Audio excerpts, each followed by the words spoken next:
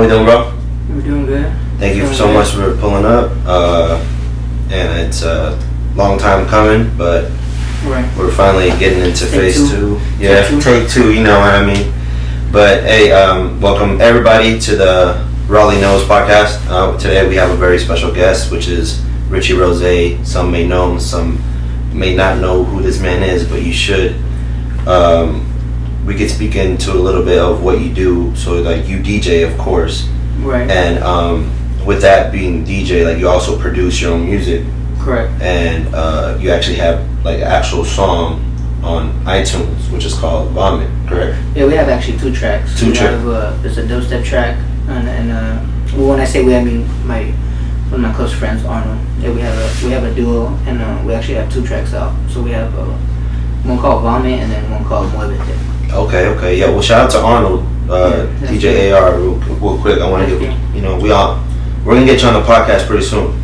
But what I wanted to ask is, okay, so how does like you obviously just woke up one day and you're like you wanted to be a DJ, or is like you've always been to music and then you have an ear for music, or how does that work? Yeah, I mean, just growing up, like I always grew up around music. My mom and dad used to always play like everything from like Hispanic music, Spanish music to like like oldies, freestyle, like all that. Oh, for real? All that shit growing up. Like my mom and dad, they're cholos, so like, but they also used to do like. Are they from here? Well, my dad's from Jalisco. Okay. And my mom was born here, yeah. Okay.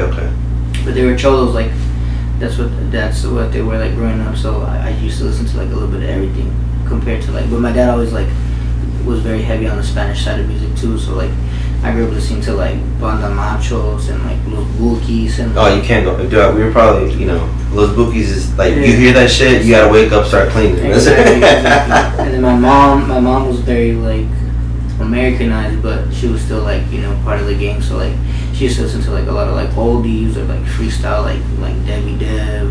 Like yeah, I don't know about that. Lisa, like I know Lisa all that like sure. Pop Lock and shit. Like that's what I grew up listening to, and then like my brother was like very big influence as well.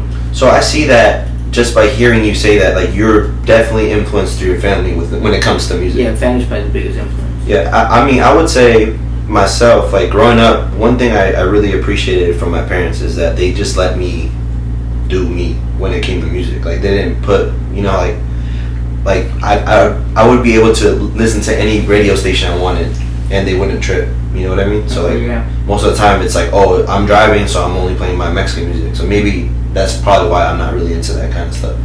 Right. So, yeah, my dad was very versatile. Like I remember like growing up too, my brother used to put him onto all the shit that was coming out too, and he was very big on like he really likes like D12, like Eminem, like Snoop, Dre, like he's very big on that. He's also very big on the East Coast too, like Biggie, he's like all that stuff too. So my brothers are probably the biggest influence in the family when it came to music, especially me growing up.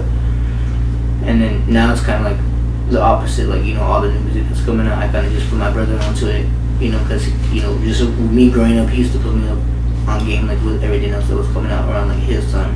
All right, so with that being said, like, is there any point where your brother's like, man, his music's trash, he doesn't get it? Because at one point I was like that too. Nah, the thing I make fun of my brother about is he'll like knock it down, and then like a week or two later he'll be listening to it. That's exactly how I was, bro. Or he'll hit me up like, oh yeah, this one's hard, I fuck with this one. Like I remember, like today he hit me up because Lucky, Lucky. I don't. Lucky Day. Lucky with an I. No. He's a rapper. I'm gonna have to look into it. He's fairly new, but he has a couple projects out. He's been out for a couple years, but I was playing it yesterday, and he hit me up today. He's like, "What's that song you were playing yesterday?" And I was just like, I sent him the whole project, and then I've been putting him onto like the new hip hop too, cause like he like put me onto like hella hip hop back in the day, and I've been telling him like there's new motherfuckers that are coming out that sound like the shit you used to like. It's just more modern. Like I've been showing him like Griselda. Yeah. So yeah. Like West Side Gun. Yeah. Benny the Butcher. Like I told him like, oh, Freddie Gibbs. Yeah, he Freddie Gibbs always low key. He as a friend of mine would say, Freddie Gibbs, Bandana, Pinata. Those got to be one of the top albums of that year when they came out. Right. They have There's no one that he just dropped with Alchemist. Oh, hard. I heard. Like, you know what? Like, definitely, The Alchemist is very. Well, he produced it, right? The Alchemist. Yeah, it was. It's a collab. So that's why it's called Alfredo, because it's Alchemist and then Freddie Gibbs. Okay, Alfredo. That's cool.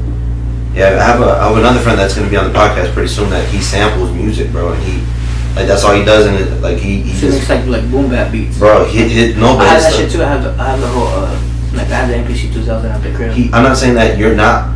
Like maybe you're probably better than him, but just the way like I'll listen to something. No, having an ear for samples is definitely a big thing. Like it's crazy. There's like people that you can sample and sample and sample, but if it doesn't come out right, you just gotta have an ear for it. Yeah, definitely. He hits me with that all the time. Hey, you know who sample this? You know who sample this? Hey, oh yeah, I'm big on that too. And he'll hear a song for the first time and he'll be like, bro, this sounds familiar. Like being a DJ, it's like a blessing and a curse because whenever you see another DJ, you notice all the little fuck ups that they're doing. Yeah, I was gonna ask and, that. Like, I've even noticed it from like the big name DJs, like the motherfuckers in the club, the motherfuckers at EDC, like you can hear it. But if would you rather appreciate somebody that fucks up a little bit, you know they're fucking up a little bit, or somebody that just plug and play, that has their shit already mixed in? I've got a couple people because like, people on do that that plug and play shit, but to be honest, it's just more raw when you're like, you know, you're doing it. Like I'm not finna knock you, but at the same time, like sometimes I take a step back, like, you know, why are you playing this venue when you don't know what you're doing? Yeah, no, most of the time it's connections. Speaking of that though, connections, like growing up in Las Vegas, like maybe okay, like I said, when you started DJing, right, and someone plugged you up, like, hey, you want to DJ my first party? What was your first party experience like, and were you nervous? I wasn't really nervous because I had already like practiced in my room and I was really comfy with it. Right. The only thing I was more like, are people good? Like just because at the first, like you can just be like, oh yeah, I'm gonna play all these records. This is the shit that I like. But that's like the first mistake that a lot of people make because it's just like you gotta take everyone else into consideration that's at the party. And then like I used to have a lot of people hit me up like when I used to DJ. I was like, bro, send me like a list of the shit you're trying to hear because like, you know, just to avoid future complaints and just to know what's going on. Right. I wasn't really nervous though because I already had like a good amount of practice. I was just comfy with it. And I'm the type of person to not like put myself out there if I feel like I don't know what I'm doing. Okay. And I feel like a lot of people don't do that. They just think like I have a controller or I have a laptop and people are telling me I can play here, so I'm gonna do it. And you know, I just feel like people should be a little bit more like think about it a little bit more before they take that on. For sure, man. Well, one thing I wanted to talk to you about is like I remember when I first started cooking like in front of a crowd. Like I was very confident in what I do because obviously I know I could cook, right? But it's just right. like the thought of like, dang, what if they don't mess with this? You know what I mean? Right. Because there's a lot of people that are traditionalists, where they could be in food and music, and that's why like, you know, like you said, your brother, like at first he doesn't knock it, and then at the end he starts like listening to it. He understands it. But I feel like that's the same way with food. Like if you eat chicken nuggets and fries everywhere you go, and you don't want to try new stuff, maybe that new stuff flavor is gonna be good, but you're just not used to it, so it's not. It looks foreign. You know what I mean? So I did like I tried like, you know, I read the crowd a little bit. Are they ready for this? Are they ready for that? And I try to explain to them what's going on. So I kind of like wanted to ask you, like, when it comes to DJing, obviously reading the crowd, you said is very important. Right. What allows you, like, what do you see when you're there?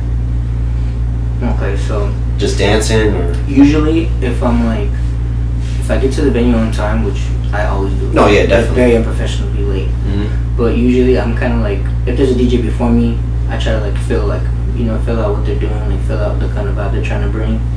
Because I feel like a lot of people don't really read the crowd well. So there's this term in DJing and like music, it's called rinsing the crowd. So what they do is they'll be like, they're hella geeked that they're gonna play, you know, and then it'll be early in the day and they don't build the early in like the night and they don't build up to certain shit and they just drop like the hottest like banger records straight from the jump, early as hell.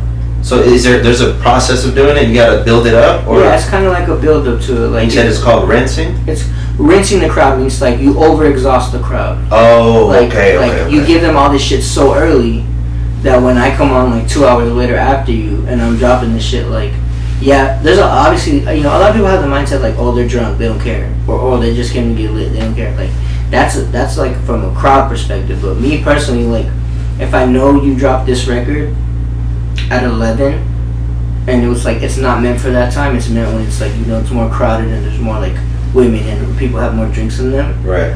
It's just like it kind of defeats the purpose, but at the same time, it's just like I kind of have to do it. It's a DJ kind of thing. It's not very like a spectator or like a club goer kind of thing. If that makes sense. It's more for me, like as the performer. And that's what you noticed. Right. But like my big thing when it comes to like DJing, especially places like downtown, especially places where there's like an older crowd, I like to do this thing called, in the DJ world, it's called break records. And it's like, play something that they haven't heard before. And I've gotten like stares from like the bar managers or the club owners, because it's just like, I'm playing some shit like, damn well you're not supposed to play that. But at the same time, like, I like to introduce it, Right. So like, me, I'm very big on like, what's like ignorant or what people like aren't really fond of. And if I really enjoy it, then I'm gonna make a point to play it. Right. Like I remember like very early days, I remember playing like Lil Pump. Yeah, that's one thing. I hate to cut you off, but I remember like I was, I told you like the traditionalists and stuff. Mm-hmm. I used to tell me, hey, what's up with Lil Pump? That's a long time ago, way before like he went like mainstream and all that stuff. Like when he was still like putting out SoundCloud records. Yeah, like you put me onto Lil Pump, and I was just like, man, this guy's garbage. right, and it's just like. But you put me on though, and then now like Pump, like 6ix9ine. I remember like I was downtown, I was playing like Young Nudie, like NLE Choppa, like shit that the old crowd is like, what the fuck is this? But it's just like at the same time, like you gotta like some of it. You can't knock all of it. Like some of these records are like pretty good club like sounding records. Yeah, especially when you feeling the drink and stuff, the beat comes in like. Right. And then after that, like if you don't like the fucking record I'm playing, like then I'll just mix in some shit that you already know and that you're okay with. I'm not gonna play a whole 15 fucking minutes of shit I know you're not gonna like. That's pointless. And it hurts the drink sales, it hurts the bar, it hurts everything. And it even hurts me, like, motherfuckers be like, well, I'm never bringing this dude back because he fucking plays whatever the fuck he wants and he don't read the crowd well. Which is pointless, but I always make it a point to quote-unquote break record is what it's called. Okay.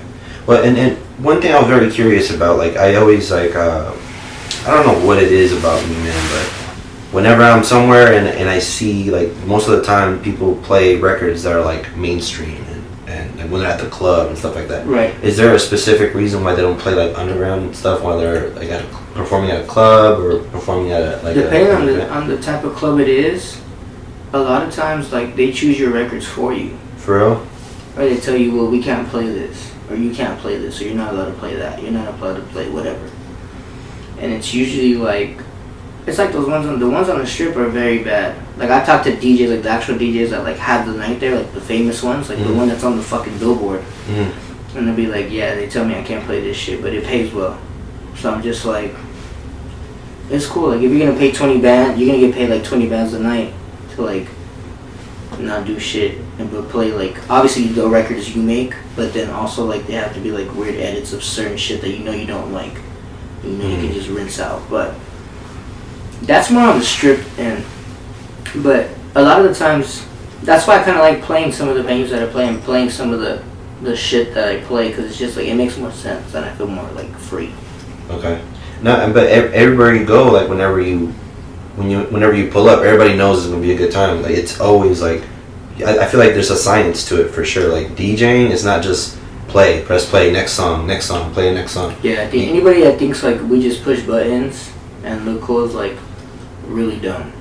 Don't get me wrong, like knowing how to DJ and like understanding like BPMs, like transitions and stuff like that, and stuff like that, obviously like it could be easy, like like sometimes the fucking program puts them in order for you, but it's just like there is a science to it, and there's even stuff that you gotta think about it like so in depth to make sure that it's in the same key, because it may be running at the same speed.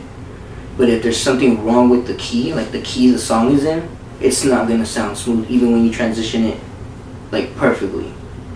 And no one thinks of stuff like that. Yeah, definitely. And then like there's even like certain shit, like a lot of these DJs they even make like their own edits. Like I've hit up Arno before and I tell them like, look, this song goes with this song, or like these vocals we can like tweak them to become to the vocals of the next track, and it's like a fucking like. And that's all pitch work too, huh? You could change the pitches and. Right.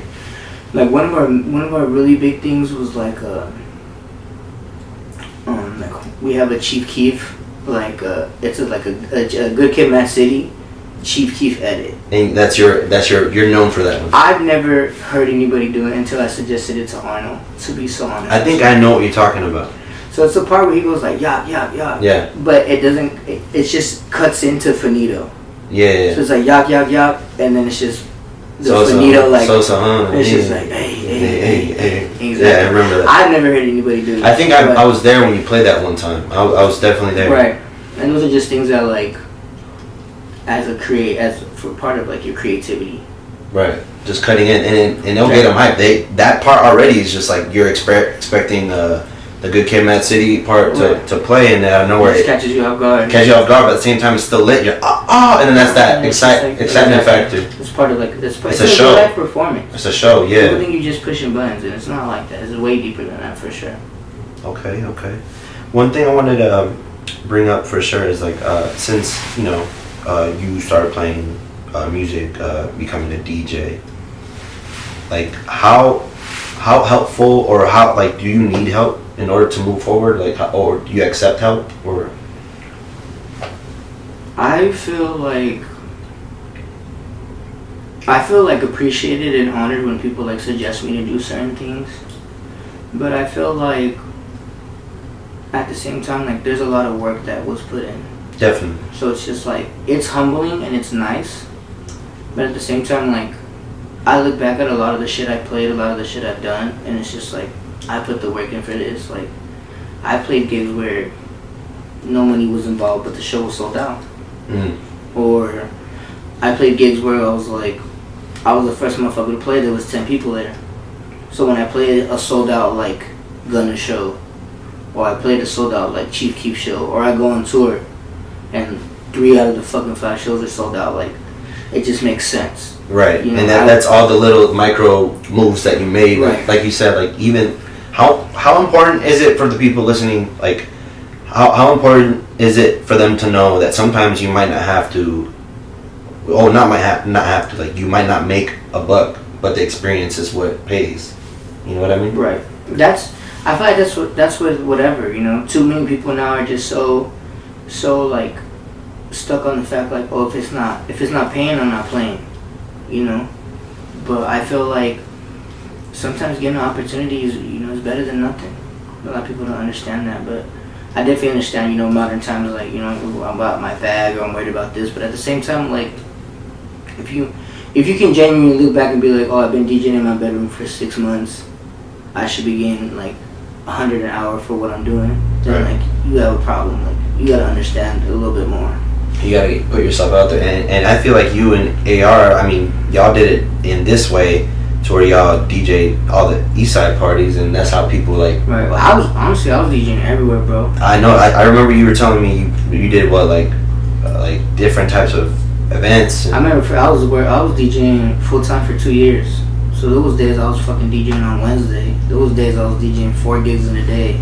I was just doing shit, just grinding. Just to get well, getting money obviously, but getting money, but at the same time like getting exposure. Like I remember there was a year, bro. It was like I DJ one party, someone would get my number, hire me for the next weekend, like shit like that. Or it's just like I had a party on the east side that fully loaded, and then Arnold would have a party on the west side fully loaded, and it's just like those were the only 2 things you could do that weekend. Right. That's how it was set up for a really long time. So it's just like it's just like it honestly was bigger than the east side. I was DJing everywhere, bro. I used to fucking go DJ in the desert. I remember Arnold used to set up his car, and we used to run off the battery and fucking DJ in the desert. Like motherfuckers would pull up to the desert and just chill. And like I used to fucking DJ everywhere, but yeah, there was for a really long time. It was just like if me and Arnold weren't DJing anything, there was nothing to do. Fucking chill. He calling you? Tell him that we're on the podcast, bro. Hello? Sure, young man. I'm in the podcast right now. I'm recording. Oh, Oh shit. Hey, what up, Gio? We got Gio. Follow him on Twitter, Instagram, Big Lil Hendrix. This is my dog for life. This is my for lifer. I was gonna say, bet me just link up to E. I will get back to you, bro. I should be done within maybe 45. I'm weird though. If you wanna wait. I'm gonna head over there actually. I'm gonna go meet up with you. You know where he stay? Or you need me to send you that? Is it at the boxing place? No. I'll send it. Yeah, drop the link. Okay, look. Okay, yo. Yeah, you good, bro. So like, being okay, you're obviously from here, right?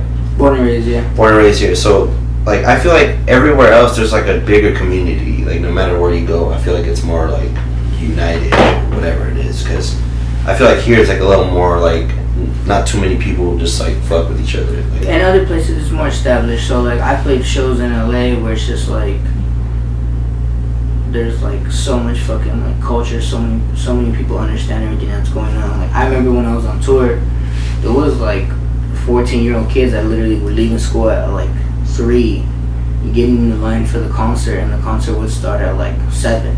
Okay. Just because they want to be in the front row to see fucking Puya, Ramirez, and fucking Boogie LaBelle, which was who we was on tour with. And I'm just like, that shit is tight, you know? That shit was tight shit. I remember, the thing about it is, like, concerts here aren't popping till recently, but you had to be 18 to go to all this shit. Yeah. Like, I remember when I turned 18, I bought like 4 fucking concert tickets that same day. When you turned 18? Yeah, like, I bought the ticket to see, it was ASAP Mob with Schoolboy Q. Then when Kendrick came on the Music Matters tour, like that was the first shit I fucking, like as soon as I turned 18, that's the first shit I fucking bought. Like, cause I just remember, cause like there was so much shit going on, I just couldn't go to it. So like, if you could able to fucking see like a rapper you fuck with like Puya at like 13, 14, like that's tight shit. That's what happens in like California.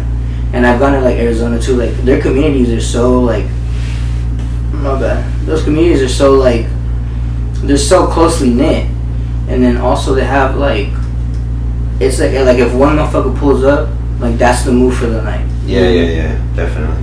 So it's just like, do you think it's because most of the time I feel like, it's not feel like, I know Las Vegas is a 21 and over town. Right. When you turn 21, like if you have nothing to do, go downtown. If you have nothing to do, go to the club. You know. Or go to the club for free. You know what I mean? All that shit, you just end up being free. Yeah. You spend more money downtown than you do at the clubs. For real though, like that's one thing a lot of people ask me, like, why don't you go downtown all the time? Like, bro, you have to pay for parking. Yeah, first you gotta pay for parking. The drinks are cheaper, yes, but they add up. You gotta buy more. You have more time to spend. And plus, if you're gonna go to all the fucking clubs, that's like 10, 15 each fucking one. There's like 6 of them that are worth going to, so that's already 90 fucking bucks out the door right there. Yeah. That's crazy. Well, not me, you know, cause no. Nah, stop playing, No, I always say that, and people are like, "Oh, you're arrogant. Why are you saying that? You don't got it like that." But it's true. People will always call you arrogant for doing something that they're not used to, having something they're not used to having, looking the way they're not used to looking. You know, people will call me arrogant because of like the shows I play, the things I've done, the events I put together, the shit I say, the shit I wear. But it's just like that shit that I've always wanted for myself. Right. So I feel like if you don't want that for yourself, or you don't have that for yourself personally, who are you to call arrogant just because that's not the situation you're in? I've gotten called that all my life. Like, I've had people, like, when I first started DJing, they were like, oh, you think you're better than us now because you play music. I'm like, dog, I literally have a laptop, a fucking picnic table, and I'm in someone's living room. Like, how does that make me better than you? And it's just like, people are always going to be like that, though. Not even because, like, I DJ, but just, I feel just, like, in general. Just probably the way I carry myself, or the shit I say. Or, like, how I talk on Twitter. Or, like, I'll tweet something, and I'm like, oh, this motherfucker thinks he's cocky. Like, oh, just because his nails are, he has, like, clear-cut nails. Or he's wearing, like, $700 shoes. Like, that's just always shit that I wanted for myself. I don't know why anybody would, like, hate on that or be mad at that. Yeah, I just feel people are just, like, uncomfortable. Like, well, once they see something that, let's say, like, they, at the end of the day, they kind of want it, they want it, you know what I mean? So they gotta hate. Like, there's hate wherever. But with that being said, like, what kind of mindset do you have? Because obviously I would consider you to be a successful DJ. Like you are doing your thing and you're on your way to becoming like what you want to be. But what's the end goal? I mean, honestly, everyone that I talk to about this is like tells me I'm weird. But essentially, my end goal is just to, I tell everyone, I was like, I'd be fine making the money I make right now, having to report to someone and clock into a job, just doing the shit that I normally do. So like most motherfuckers, you ask them, they're like, oh, I want to be a millionaire. Right. I want to have 6K. I mean, 6 figures. Yeah. I want to have this. I want to have that. I'm very simple, and people also like get that misconstrued because like those are motherfuckers that think I'm arrogant and then I'm cocky or whatever. But then when I tell them like my goal is just to like live peacefully, it's just like, you know, that's another thing that like sets it into perspective. Like if I was a cocky fuck, I'd just want to have 6 figures and like shit on everyone. But right. That's stupid. Like, I'd be fine making the money I make right now. Like what the fuck, like 40K a year, 45, and like making the same amount of money, but just like DJing, like working on clothes, working on music, being creative. Yeah, being able to pull up, swipe my card wherever I go, and not have to worry about it declining. Like, that's literally the end goal. Right. That's me. That's me personally, like financially and like financial stability. But like, I want to create like a label for like all the shit that I want to do. Like, I want it to be like a full rounded circle. Like, I want to have like clothes, music, artists signed to me, pushing out like releases of songs, you know, giving certain people voices that didn't normally have voices. So that's like why like I started throwing my own events, because I remember when I was coming up, like no one gave a fuck about me. I was just a house party DJ. Right. So I started like working with other companies, playing crowds of like thousands, hundreds and shit, like actually having people like know who the fuck I am, like come to my sets. So when I started doing events, like I was looking for the up and coming DJs, like the motherfuckers that used to come to my events, show love, you know, like motherfuckers that started DJing in their bedroom, motherfuckers that like, I remember talking to motherfuckers that I gave them their first gig and then people found out about them, then the next month they were playing for like the big rave companies. After the first gig? Yeah. Damn. Or like people would hit me up like, you know, who's doing shit right now? Like, who have you booked that brought people to your event? Like, who the fuck is playing some tight shit? What DJ do you know is gonna fit in well with this lineup? But I'd be like, dog, that's my homie right here. He's been DJing for like a year and a half. He plays some tight shit. Like, he's cool. Like, he brings people. Like, hella respectful. He's not a fucking fuckhead. Like, doesn't have his head in his ass. Like, you know, and if he plays the opening slot for one of his fucking favorite DJs, when his favorite DJ comes to town, and there's like all his friends are there watching, like that's why I do shit that I do. That's why why you like putting people on. Yeah, I like to show love, like especially motherfuckers that show love back, you know. Yeah, definitely. To me, you've always shown me love. Like whenever it came to like booking stuff, like I mean, I always try to like take care of you too. Like I always like pay up front and. I'm never iffy about the money part, but it's just the idea of like you making the time to do whatever the fuck stupid idea I got. Right. Or fucking playing shit so you couldn't mosh in your living room. Like that was real shit. Like we did, or like play this song at this time, do this, do that. Yeah, it's yeah. Like, yeah, definitely, and I appreciate you. I don't know if I told you that. I did my first stand-up show. You're the sound. Yeah, so yeah, sure. I really do appreciate that. And with that, fun. like, you know, we gotta help each other out here, man, because I feel like Vegas is not really too close, and everybody's in it for they are close. It's like they're close within themselves too, so it's like little groups. Yeah. I mean, now it's kind of like tricky because it's just like it's every man for himself, but now it's like kind of like every group for themselves. Mm-hmm. So I don't know. I don't like to get big into like politics when it comes to music because it's just like if you know who you know, you like who you like. Sometimes you just gotta be real personal about it. Like, I could like your music a lot. I'm gonna tell you I like your music a lot, but would I fucking like hang out with you, chop it up with you? Probably not. Right. But you make good music, I'm not finna be a hater, tell you it's trash. But would I be like, oh, let's go get Korean barbecue? Or like some shit like that? Probably not. But if your music's cool, I'm gonna fuck with you. Okay, that's what's up. Yeah, that's one thing I always try to like, people I'll often confuse hating with constructive criticism too, though. And there's some people that just can't take any type of criticism. I'm not too big on criticism. I don't really tell people a lot what they're doing. I kind of just let. Why is that? Yeah, because people just don't take it well.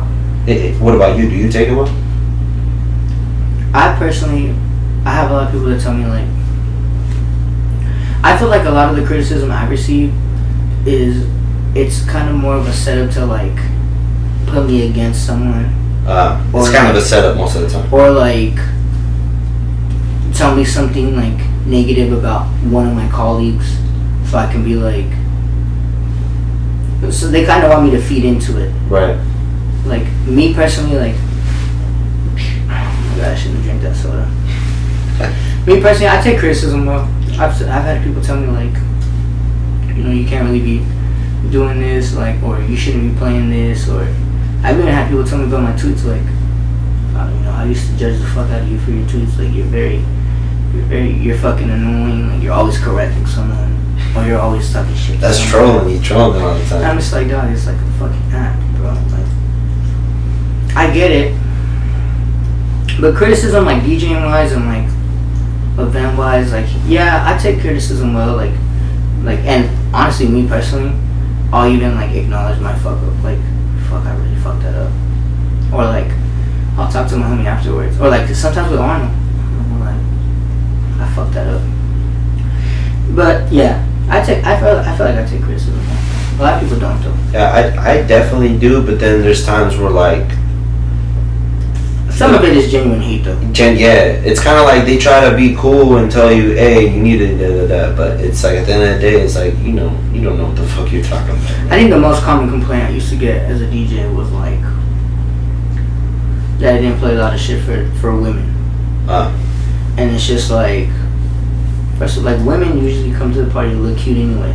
Mm. Like, I've never seen a woman pull up and, like, immediately want to just throw ass. You know?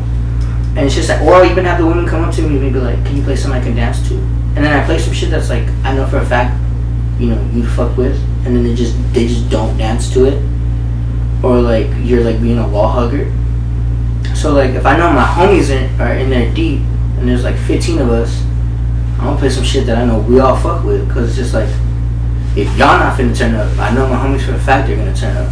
So it's just like, that. I feel like that was the most common criticism I got for a long time. But it's just like, I wanna play TK, I wanna play like Chief Keef, I wanna play fucking Young Thug, like, that's the shit I wanna play, because that's the shit that I like. Right. But obviously you feel out the room, there's a science to it. Yeah. And with that being said, what else does Djrichyrozay got in the moves? Like, what you got working on, bro? What's going on with you? Well, right now with this pandemic shit, it's kind of on a hold, but it's kind of like, it kind of gives, like, feeds your creativity. So, like, right now I've been very big on the clothes aspect of it. So, like, you know, I like to, like, I wear a lot of, like, you can call it, like, hypey shit, I guess, like Palace and Supreme and Babe and some designer shit. Like, that's just shit that I've always, like, liked for a while. So it's only right, I feel like I should start working on my own shit. So that shit that I'm working on, every day I just take time out of my day to perfect my craft. Like, I'll work on music for a little bit.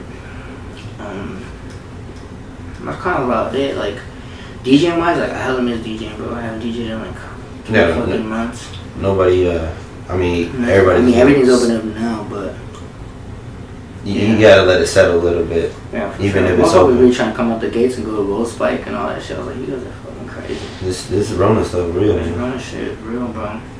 Alright, man, so where can they find you? And one last thing you want to let the listeners know. I don't know. I don't really have any. I'll put it in the description below. His contact for his DJ stuff. His email. Oh yeah, you can. It's djrichyrozay@gmail.com for bookings. Twitter, Instagram is @_Richyrozay_ for both. I don't really use nothing else. Alright, and one last thing you want to let the fans know. Damn. I don't know if you ever see Richy Rozay on the lineup, just know it's gonna be a good time. know that there's gonna be bad bitches there. No, yeah, just know it's gonna be a good time. If you've ever been to any of my events, supported me in anything I've ever done on a big scale, small scale, I appreciate y'all. For sure. Thank you so much for tuning in. Later, y'all. We got Richy.